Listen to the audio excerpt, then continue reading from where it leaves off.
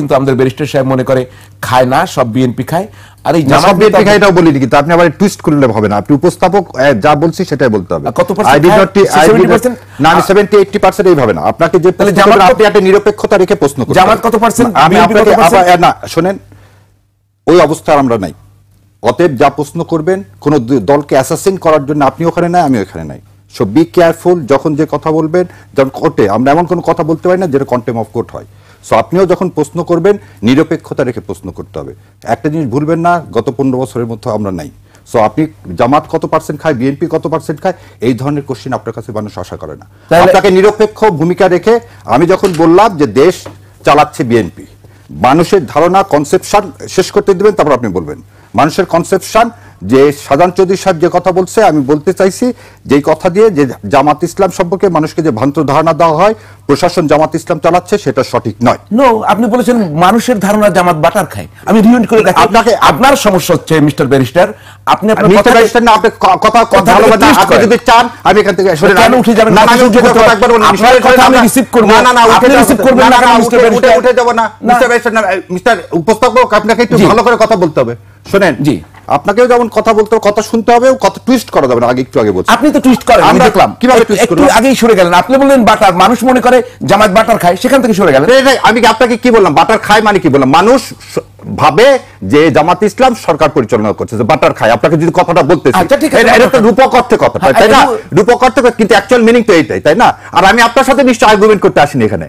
আর এটা যদি আপনার যদি শুনেন, আপনি যদি ইয়ার এজেন্ডা নিয়ে থাকেন জামাতের অ্যাসাসিনেট করতে, তাহলে আর আসবেন না আপনার এখানে, লাস্ট এটাই, কোনো সমস্যা নাই ভাই। আর আমার একটা পেশা না, আপনাকে আগে বলে আমার একটা মহান পেশা, আমি সেটা খুব ভালো আছি। আপনি যেভাবে যদি অ্যাসাসিন করার জন্য নিয়ে আসেন, তাহলে আর কিছু বলার নাই। তাহলে আপনি আর একটা মহিউদ্দিন মানে আমি ঠিক বুঝলাম না, আপনি কি জামায়াতকে রিপ্রেজেন্ট করেন? আমি জামাতকে রিপ্রেজেন্ট করি, আপনি জানেন, সারা দেশের মানুষ জানে। আচ্ছা ঠিক আছে, তাহলে আমি জামায়াত হিসেবেই আপনাকে প্রশ্ন করি। আমি একজন ব্যারিস্টার হিসেবেই আপনাকে প্রশ্ন করছিলাম। আপনি ব্যারিস্টার হিসেবে প্রশ্ন করবেন, এবং ব্যারিস্টার কি মানুষ না? সে কাউকে সমর্থন করতে পারে না।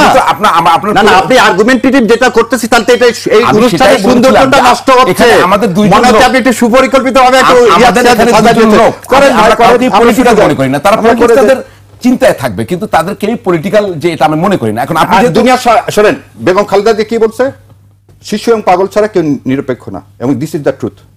আপনি কি ভোট দেন না? আপনি কোন দলকে সমর্থন করেন না? অবশ্যই করি। তাহলে আর আমার সচ্ছলতা আমি বলতেছি, আমি একজন মানুষ, আমি একজন ব্যারিস্টার, আমি জামাত ইসলামকে সমর্থন করি। অন্যায় কি হলো? আপনি কিভাবে বললেন যে জামাত ইসলাম হিসেবে আপনাকে প্রশ্ন করবো? কেন আমি ব্যারিস্টার হিসেবে আপনি আমাকে প্রশ্ন করবেন না? আপনাকে জানাতে বলেন যে ব্যারিস্টার হিসেবে কেন প্রশ্ন করবেন না? আপনি আমাকে ব্যারিস্টার হিসেবে, আইনজীবী ব্যারিস্টার হিসেবে আমরা আমন্ত্রণ জানাচ্ছি। জামায়াত লিডারদের যদি আপনি যদি সেটা মনে করেন যে জামায়াত লিডার হিসেবে আমন্ত্রণ, আমি আপনাকে বলিনি আমন্ত্রণ জানানা, but when you ask me my identity, political views, I already said, I didn't ask you any yes, you have done it. No, you have done it. আচ্ছা, আমি আপনার সাথে এই বিষয়ে তর্ক করব না, আপনার সাথে তর্ক করতে আসিনি আমি দেশের কথা বলতে আসছি, দেশের মানুষের জন্য বলতে। আমি তো আপনাকে দেশের কথা বলছি, দেশের কথাই বলেন, নিশ্চয়ই ফিরে আসেন। আমি তো আপনাকে দেশের ফিরে আসেন না, ফিরে আসেন। আপনি যা বলেন ইন্টেনশন নিয়ে তাও দেশের কথা, আরেকজন যা বলে তাও দেশের কথা, আপনার বিরোধিতা যারা করে তারাও দেশের কথা বলে, আপনি যা দেশের কথা বলেন। ইয়েস, আমি সেটাই বুঝতে চাচ্ছি। তাহলে বলেন একটা প্রশ্ন করেন দেশের বিষয়। ডিফারেন্ট অপিনিয়নে তো উত্তেজিত হওয়ার কিছু নেই। নিযুক্ত হবেন ওই পদে, জনগণ তাকে টেম্পোরারিলি ওই জায়গাটাতে নিবে। তো অতএব যেভাবে তিনি বলেছেন, আমি মনে করি যে সেটা সঠিক নয়, একজন রাজনীতিবিদ হিসেবেও নয়, একজন নাগরিক হিসেবেও নয়। পুলিশ পিছনে হাঁটবে কেন? কি কারণে? ওনার পিছনে হাঁটার দায়িত্ব পুলিশের, নাকি ওনার সামনে হাঁটার দায়িত্ব? পুলিশ যদি প্রয়োজন মনে করে ওনার পাশে হাঁটবে, প্রয়োজন মনে করে সামনে হাঁটবে, প্রয়োজন মনে করে পিছনে হাঁটবে। পুলিশের কাজ নিরাপত্তা দেওয়া, এবং ব্যক্তিগতভাবে ওনার যদি সেই নিরাপত্তা প্রাপ্য হয়ে থাকেন, পুলিশ সেটা দিবে। আর যদি প্রাপ্য না হয়ে থাকেন, তাহলে দিবে না। আইনের মধ্যে থেকে উনি যতটুকু চাইতে পারেন ততটুকু চাইবেন, এবং যতটুকু পাইতে পারেন তিনি ততটুকু পাইবেন। হ্যাঁ, কিন্তু ওনার অবস্থাটা হচ্ছে গানের মতো, এই তোমায় আমি পাইতে পারি বাজি, মানে উনি পাইবেন পুলিশে, উনি পাইছেন, উনি সামনেও পাইছেন, পিছনেও পাইছেন। উনি যেভাবে বলবেন, উঠতে বসলে উঠবে, বসতে বললে বসবে। প্রজাতন্ত্রের কর্মচারীকে ব্যক্তিগত কর্মচারী মনে করার যে রেয়াজ, এইটা কিন্তু আসলে এক ধরনের স্বৈরতান্ত্রিক মানসিকতা। এটা স্বৈরতান্ত্রিক মানসিকতা। কারণ স্বৈরতন্ত্র কি করে? মনে করে নিজেই গুরুত্বপূর্ণ, এবং নিজে যা মনে করে সেটাই আইন, উনি যা বলবেন সেটাই হবে। ফলে এই জায়গাতে উনি যেভাবে বক্তব্য দিয়েছেন, এটা রাজনৈতিক বক্তব্য হতে পারে, কিন্তু এটা একটি সঠিক বক্তব্য না। এরপরে আরেকটি জিনিস এখানে লক্ষ্য করা যাচ্ছে, সেটি হচ্ছে যে যদিও বা হয়তো ওনারা নাই, ক্ষমতার সমস্ত জায়গাতে বিএনপি বসে আছে, হতে পারে, এটা অস্বাভাবিক কিছু না। কিন্তু তাহলে দৈব চয়ন করলে যদি সব জায়গায় বিএনপি বসে থাকে, তাহলে ওনাদের লোক কোত্থেকে আসবে, বা নিরপেক্ষ লোক কোত্থেকে আসবে? ওই লটারি করলেও তো ওই নামই উঠবে যারা আছে। এখন ধরে নেন যে এখন যারা প্রজাতন্ত্রের কর্মচারী আছেন তাদের মধ্যে আওয়ামী লীগ আছে, তাহলে লটারি করলে আওয়ামী লীগ ঢুকে পড়বে, তাহলে লটারি করলে ঢুকে পড়তে পারে। ধরলাম যে আওয়ামী লীগগুলোকে আমরা বাদ দিয়ে দিলাম, তাহলে ধরে নেন 20% বা 30%, যদিও মনে করা হয় যে গত 16 বছর আওয়ামী লীগ ছাড়া কেউ নিযুক্ত পায় নাই, তাহলে যাদেরকে এখানে লটারিতে নাম দিতে হবে সব 16 বছরের আগে, মানে এটা যৌক্তিক কথা কিনা? কারণ ধরেই নেওয়া হচ্ছে আওয়ামী লীগ সব দলীয়করণ 16 বছরের আগে গেলে তো আর বিএনপির লোকজন আছে। হ্যাঁ, ধরলাম বিএনপি তো আর দোষর না, বিএনপি তো আন্দোলনের পক্ষ না, সেখানে তো জামায়াতের আপত্তি আছে। না, বিএনপি আর জামাত একসঙ্গে ছিল না, না তাদের ছিল এখন তো। আপত্তি আছে। তো ওই সময় নিয়োগ যখন পেয়েছে আমরা ধরে নিলাম একটা পার্সেন্টেজে নিয়োগ হয়েছে, ধরে নিচ্ছে, এগুলো কিন্তু সব ধরে নেওয়া কথা, ওই অঙ্কটা হিসাব করলে। ফলে যদি লটারি করেন তাহলে লটারি করলে কি করতে হবে? এখন লটারি করলে ওইখানে আওয়ামী লীগের লোক বেশি থাকবে, তাহলে আগে আওয়ামী লীগগুলোকে বাদ দিয়ে লটারি করতে হবে, এবং তারপরে যদি লটারি করেন তাহলে কি হবে? তাহলে অনুপাত হিসেবেই লটারি হবে। যদি প্রশাসনে 80% বিএনপির লোক থাকে তাহলে লটারি তো 80% উঠবে বা 70% উঠবে। লটারি তো ওইভাবেই হয়, লটারি তো ওইভাবেই হয়। তার মানে লটারি কোনো সঠিক প্রপোজাল না, লটারি একটা ভুল প্রপোজাল ছিল। এরপরে কি করা যেতে পারে? এরপরে হইলো যে ধরে নিলাম লটারি হইলো, লটারি হওয়ার পরে যারা এই নামগুলো উঠলো তাদের মধ্যে তাহলে ওই বিএনপি আর ইয়েতেও থাকবে, বিএনপি আর জামাত ইসলামী তো থাকবে, তাহলে থাকলে পরে তারা মিলে নির্বাচনটা করবেন। কিন্তু যদি তারা মিলে নির্বাচনটা করেন, যদি তাদেরই পছন্দের লোক ওখানে থাকে, তাইলে কি এটা আবার নিরপেক্ষতা হইলো? ওখানে তো এনসিপির লোক থাকতে হবে, ওইখানে অন্য যারা পার্টি তাদেরও তো লোক থাকতে হবে। ফলে নিরপেক্ষতার সাথে লটারির কোনো সম্পর্ক নাই। নিরপেক্ষতার সাথে সম্পর্ক হচ্ছে প্রশাসনকে নিরপেক্ষ আচরণ করতে দেওয়া, অধিকার পরিষদ দাবি করতে পারে, অধিকার চাইতে পারে। আর মানে সবারই তো তাহলে থাকতে হবে না, একটু একটু করে, না থাকলে তো তাহলে এটা হচ্ছে একটা যৌক্তিক সমাধান। কিন্তু এই যৌক্তিক সমাধানে পৌঁছানো সম্ভব না। প্রস্তাব দেওয়া যায়, কিন্তু এই যৌক্তিক সমাধানে পৌঁছানো সম্ভব না যে লটারি করে এটা হবে না। নিরপেক্ষতা জিনিসটা কি? একটু আগেই ব্যারিস্টার সাহেব বলছিলেন যে বহু লোককে নিয়ে আসা হয়েছে যারা আগের লোক, মানে যাদের 1700 লোক, তাই না? 1700 লোক। তাহলে এই 1700 লোকের লটারিতে নাম থাকবে না? থাকবে। তাহলে এই 1700 লোককে আনা হইলো কিসের ভিত্তিতে? দলীয় পরিচয়ের ভিত্তিতে। উনি তো তাই বলেছেন। তাহলে কি এই সরকার দলীয়করণ করেছে? যে সরকার দলীয়করণ করেছে সেই সরকারকে নিরপেক্ষ নির্বাচন করতে পারবে? এই প্রশ্নটা উঠবে না?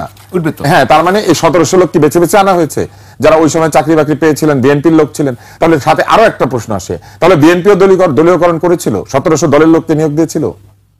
তাহলে 1700 যদি দলের লোককে নিয়োগ দিয়ে থাকে তাহলে দলীয়করণের দোষ আর 16 বছর কি? তাহলে 21 বছর, তাহলে তারও আগে 42 বছর, তারও আগে 50 বছর, তারও আগে 47 থেকে, তারও আগে মনে করেন ব্রিটিশরা তো দলীয়করণই করেছিল, কারণ ব্রিটিশরা হচ্ছে এখানে এসে নিজেদের লোক নিয়োগ দিত।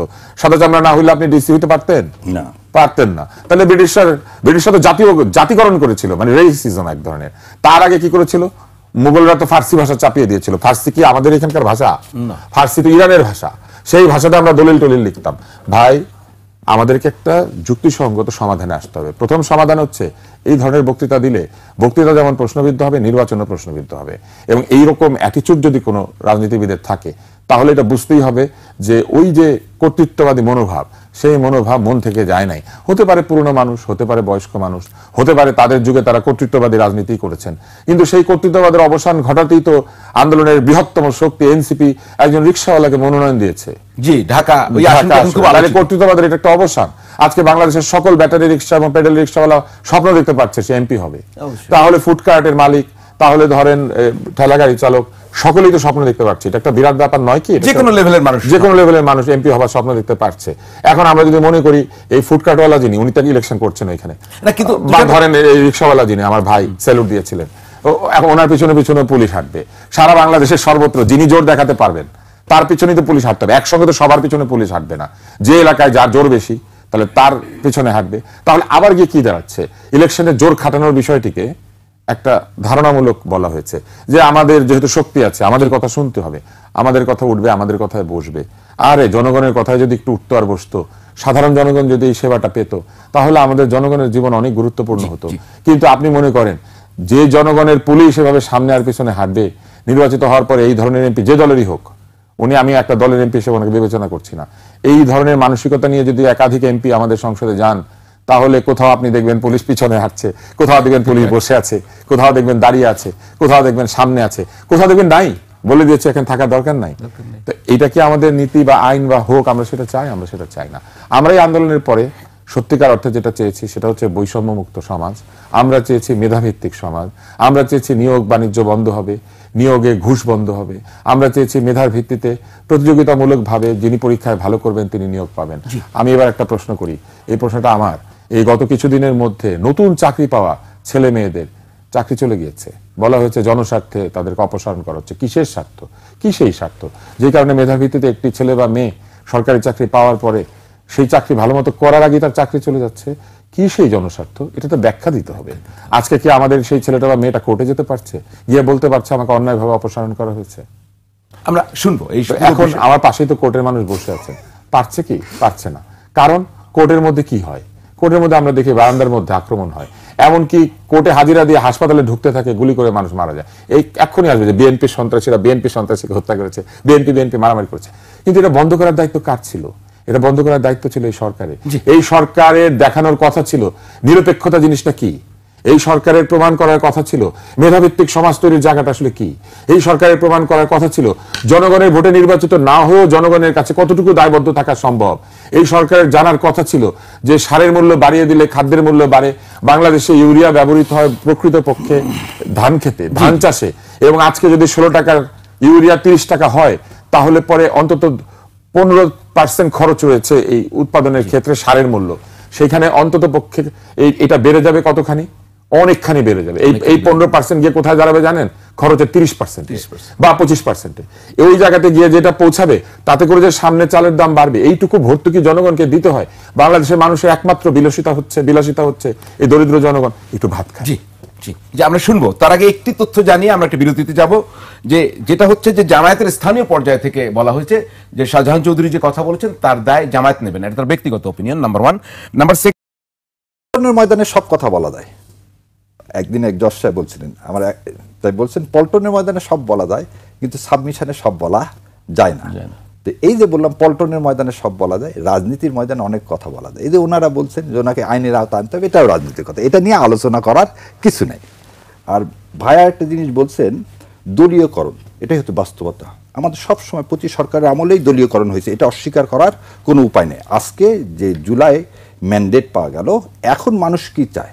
এই যে আমি একদম সত্যি প্রচন্ড রকমের শক যদি তিনি এই কথা বলে থাকেন, পুলিশ আগে আসবে পিছিয়ে আসবে, এটা অবশ্যই এটা হচ্ছে অটোক্রেসির একটা ওয়ান অফ দ্য নমুনা, এবং এই দলের কাছে এটা কেউ আশা করে না। উনি কি ভেবে কেন বলছে এই জিনিসটা আমার কাছে মনে হয় ওনার পরিষ্কার করা উচিত। আমি তো আর ওনার মনের কথা জানবো না, আর কিন্তু এই ধরনের কথা আসা উচিত না তার মতো মানে রেসপন্সিবল রাজনীতিবিদের কাছ থেকে। আর একটা জিনিস বলি, ইনস্টিটিউশনালাইজেশন যতক্ষণ আপনি না করবেন, প্রতিটা প্রাতিষ্ঠানিকরণ না করবেন, ইলেকশন কমিশনকে আপনি প্রাতিষ্ঠানিকরণ করেননি 18 মাসে। আজকে যে বলতেছেন আজকে আমাদের ইলেকশন কমিশন ঢাল নাই তরল নাই নিধিরাম সর্দার, তাকে দিয়ে আপনি কিভাবে ইলেকশন করবেন? আপনি আমাকে বলেন যে রিটার্নিং অফিসারগুলো সব কি হয়? ডিসি সাহেবরা হয়। এই যে ভাই যেটা বললেন যে 16 বছরে যারা আছে এগুলোকে যদি আপনি বাদ দিতে যান, আপনি ইলেকশনই করতে পারবেন না, সেই লোকই খুঁজে পাবেন না। তাহলে নির্দলীয়করণ করবে কিভাবে? এই সরকার প্রথম থেকে করতে পারতো, সেটা কিভাবে সম্ভব?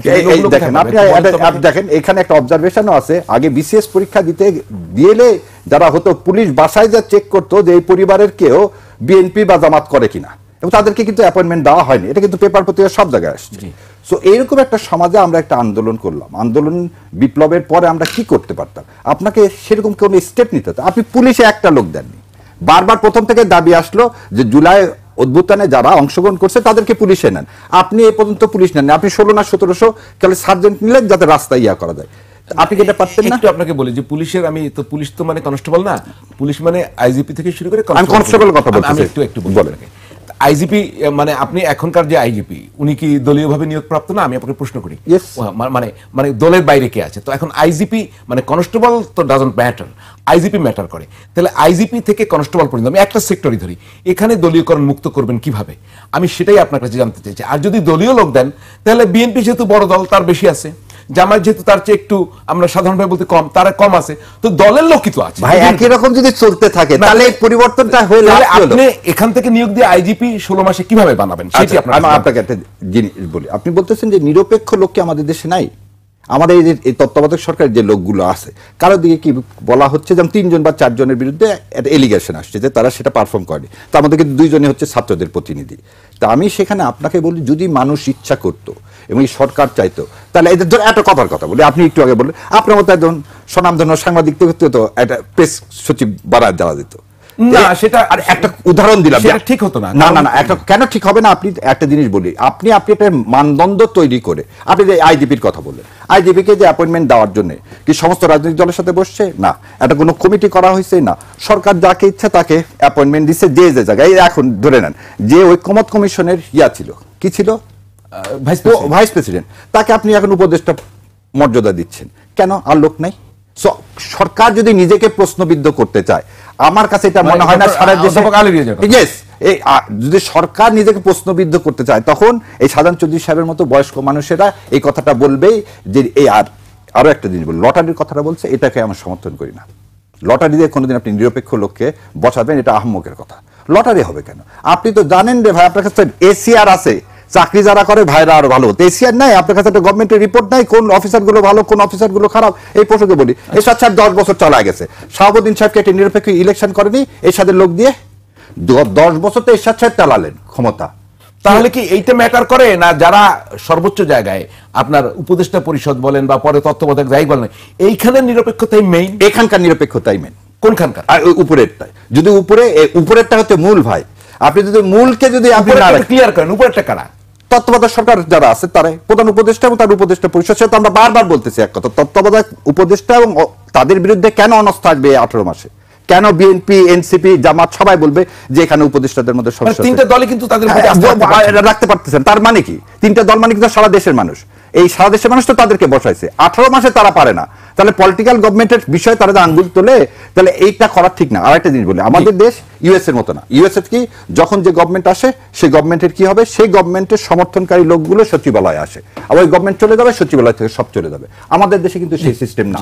কিন্তু আমাদের দেশে যেরকম আপনি নিরপেক্ষ লোক খুঁজে পাবেন না, নিরপেক্ষ সেই কাজ করবে না, ভোটের জন্য সে দায়িত্ব পালন করবে না, এই কথাটাও ঠিক। আমরা একটু শুরু, তাহলে আপনার কথা যে শুনলাম, আমি একটু তিনটা দলের বক্তব্য শুনে আব্দুল নূর তুষার আপনার কাছে যাব। তিনটা দলের বক্তব্য পরপর শুনি। অন্তর্বর্তীকালীন সরকার যদি নিরপেক্ষ না থাকে, তাহলে একটা নিরপেক্ষ সরকার দরকার হবে নির্বাচনের সময়। আমি কথাটা বলতে কারণ আছে, কারণ আমরা দেখি যে বেশ কিছু বিষয়ে অন্তর্বর্তীকালীন সরকার নিরপেক্ষতা পালন করতে পারছে না। প্রধান উপদেষ্টার ভাষণ একটি দলের প্রতি আনুগত্যের প্রকাশ পেয়েছে এবং এর মাধ্যমেই জাতি যে একটি নিরপেক্ষ সুষ্ঠু নির্বাচন আশা করেছিল, জাতি সে আকাঙ্ক্ষা ব্যাহত হয়েছে। গণভোট এবং জাতীয় নির্বাচন দুটি একেবারে ভিন্ন ইস্যু। জনগণের স্বার্থেই তো দেশের বাঁচে। জনগণের সরকারকে বসিয়েছে, সেই সরকার চেয়ারে বসার পরে জনগণকে বলে আমি তোমাকে চিনি না, আমি শুধু বিএনপি এবং জামায়াতকে চিনি। এটা তো জনগণের সাথে একটা হাস্যরসিকতা করলো এই সরকার। প্রশ্ন কিন্তু আমার এটা না, প্রশ্নটা হচ্ছে তিনটি দলই বলছে এই সরকারের নিরপেক্ষতা নিয়ে প্রশ্ন তুলছে যে যার ফরম্যাটে। আমি যদি আরো একটু বলি, যেমন তারা এনসিপি মনে করে কয়েকজন উপদেষ্টা, বিএনপি মনে করে কয়েকজন উপদেষ্টা, জামায়াত মনে করে কয়েকজন উপদেষ্টা। এই কয়েকজন মিলে এলে তিন দলের অপছন্দের উপদেষ্টা মিলে এলে পুরো উপদেষ্টা পরিষদ হয়ে যাবে। আমার কথা হচ্ছে যে সুযোগটি এসছে এখন তত্ত্বাবধায়ক সরকারের অধীনে যে রায়টা চলে এসছে বৃহস্পতিবারে, যে তত্ত্বাবধায়ক সরকার ব্যবস্থা সংবিধানে পুনর্বহাল হয়েছে, তাহলে এখন নির্বাচনটা হতে অসুবিধা কি? এই সরকারের এই পরবর্তী নির্বাচন তত্ত্বাবধায়ক সরকারের অধীনে হলে অসুবিধা কি? কারণ হচ্ছে তিন দলই তো এই সরকারকে নিরপেক্ষ বলছে না।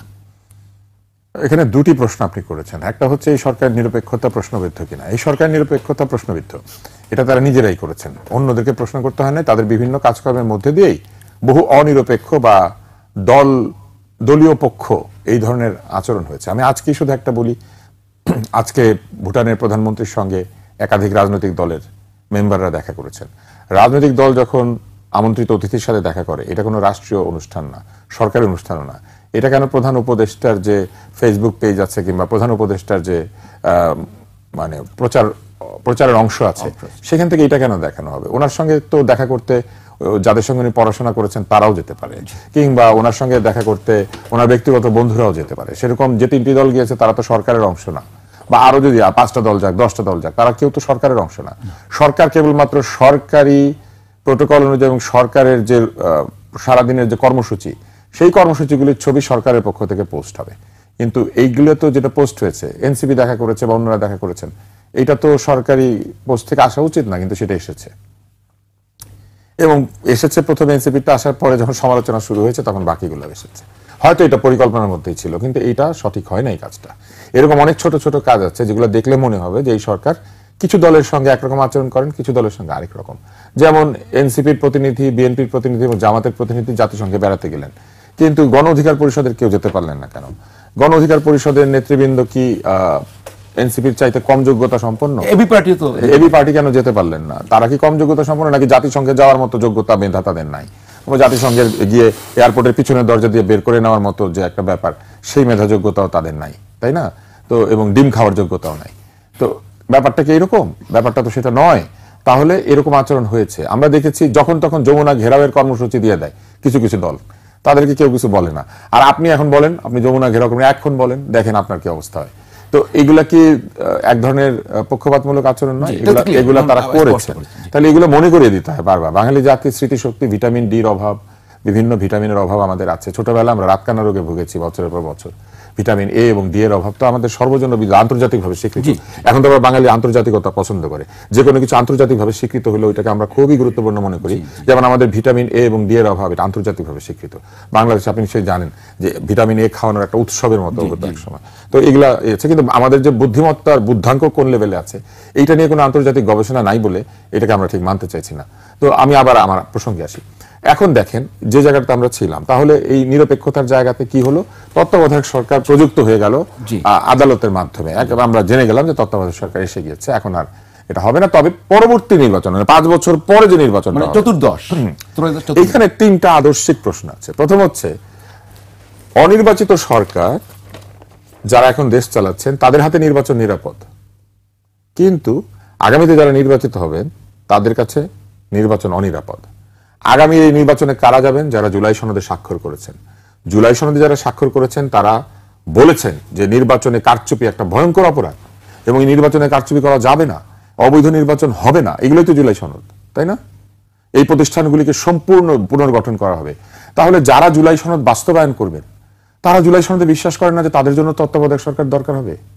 তার মানে তারা সব পারবেন জুলাই সনদের, শুধুমাত্র একটা নিরপেক্ষ নির্বাচন আয়োজন করার যোগ্যতা, চারিত্রিক যোগ্যতা তাদের নাই। এই আগামী নির্বাচনে যারা নির্বাচিত হবেন আদালত বলে দিয়েছে, এবং এটা নিশ্চয়ই আদালত মনে করে, তা না হলে কেন দিবে? নিশ্চয়ই, তাই না? নিরপেক্ষ নির্বাচন দলগুলির পক্ষে করা সম্ভব না। এবার আসেন, এখন যদি তত্ত্বাবধায়ক সরকার প্রযুক্ত করতে হয় তাহলে অসুবিধাটা কোথায় হবে? নির্বাচন পিছিয়ে যাবে, কারণ নতুন ভাবে তত্ত্বাবধায়ক সরকার তৈরি করতে হবে। তত্ত্বাবধায়ক সরকারের আইনে কি হবে? তত্ত্বাবধায়ক সরকারের আইনে কি আছে? অতীতের আইনে সর্বশেষ অবসরপ্রাপ্ত প্রধান বিচারপতি, তাই তো আছে, তাই না? তাহলে সর্বশেষ অবসরপ্রাপ্ত প্রধান বিচারপতি কে? না, ওখানে তো পাওয়া যাবে না। যেহেতু না পাওয়া গেলে তার আগের জন, না পাওয়া গেলে একটা সার্চ কমিটি হবে, সেই সার্চ কমিটি করে খুঁজতে হবে, তাই তো আছে। রাষ্ট্রপতি হবে না, তারপরে লাস্ট হচ্ছে ইয়াজউদ্দিন হবে। ইয়াজউদ্দিনটা এখন কে? ওনারা সেটা মানবে না, এই জন্য ওনারা এখন তত্ত্বাবধায়ক সরকার দিবে না। তার মানে ওনারা এখনো যেটা করছে সেটাও হচ্ছে একটা সুবিধার মধ্যে থাকছে। এইবার আসেন, এইটা আরেকটা ঝামেলা হবে এখন তত্ত্বাবধায়ক সরকার দিলে। সেইটা হচ্ছে, এখন নতুন করে তত্ত্বাবধায়ক সরকার হবে, তারা এসে বলবে আমাদেরকে 90 দিন সময় দেন। তত্ত্বাবধায়ক সরকারের মেয়াদ তো 90 দিন, 90 দিনের মধ্যে নির্বাচন করতে হবে। তাইলে তো 90 দিন হাতে নাই নির্বাচনের। ফেব্রুয়ারি পরে মার্চে যাবে, মার্চে গেলে হবে রমজান, রমজানের পরে আবার নাই পরীক্ষা, পরীক্ষার পর আবার ওই ঘটনা ঘটবে। এই জন্য তত্ত্বাবধায়ক সরকার দিতে পারবে না। অতএব যা আছে তাহা লইয়াই, অর্থাৎ ওই যে বলে না, নাই মামার চাইতে কানা মামা ভালো। কিন্তু দেশে কোনো কানা নাই, কারণ আমরা রাষ্ট্রবিজ্ঞানী ছিলেন। সে একটা কথা বলতো সবসময়, বাংলা যা আজকে চিন্তা করে ইন্ডিয়া চিন্তা করে আগামীকাল। সো আমি বাঙালি, বাংলাদেশি হিসাবে গর্ববোধ করি, কারণ এদেশের মাটিতেই মৌলানা ভাসানী শেরে বাংলার লোক হয়েছে। এখন আরেকটা জিনিস বলি, আনইলেক্টেড গভর্নমেন্ট সম্পর্কে ভাই বলছে যে তত্ত্বাবধায়ক সরকারের ব্যবস্থায় যাওয়ার আগে আনইলেক্টেড গভর্নমেন্ট কেন আমরা শাহাবুদ্দিন সাহেবকে পছন্দ করলাম 91 সালে, বা কেন তত্ত্বাবধায়ক সরকার ব্যবস্থায় আমরা আনইলেক্টেড লোকের আন্ডারে বলতেছি ফ্রি ফেয়ার ইলেকশন হবে।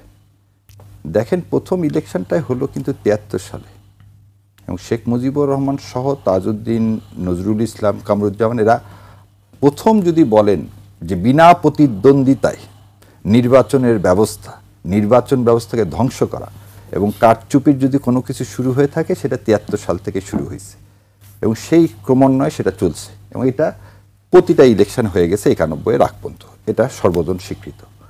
সো তখন আপনি একটা চাইলেন যে না, রাজনৈতিক দলগুলো যে ক্ষমতায় থাকে, এবং এইটা কেয়ারটেকারের যে মানে জাজমেন্টটা এসেছিল, সেই জাজমেন্টে জাস্টিস ওয়াহাব মিয়া বলছে, একদম জাজমেন্টের মধ্যে লেখা আছে যে 84 সালে প্রথম অধ্যাপক গোলাম আজম উনি এই তত্ত্বাবধায়ক ব্যবস্থার কথা প্রস্তাব করলেন, এবং এক একজনের ইন্টারপ্রিটেশন এক এক রকম। 86 সালে জামাত ইসলাম কেন আওয়ামী লীগের সাথে এরশাদ সাহেবের কাছে গেছেন, that would be the last chance to show, মানে পুরো দেশকে দেখানা যে সরকার ক্ষমতায় থাকবে তার আন্ডারে ভোট করলে কোনোদিন নিরপেক্ষ হবে না।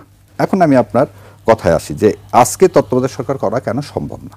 যেহেতু পুনর্বহাল হয়ে গেছে, এইখানে পুনর্বহাল পুরাটা হয়নি। আচ্ছা, এটাই সবাই বুঝতেছে না। সেটা হচ্ছে ত্রয়োদশ সংশোধনী পুনর্বহাল হলো, একটু আগে যান।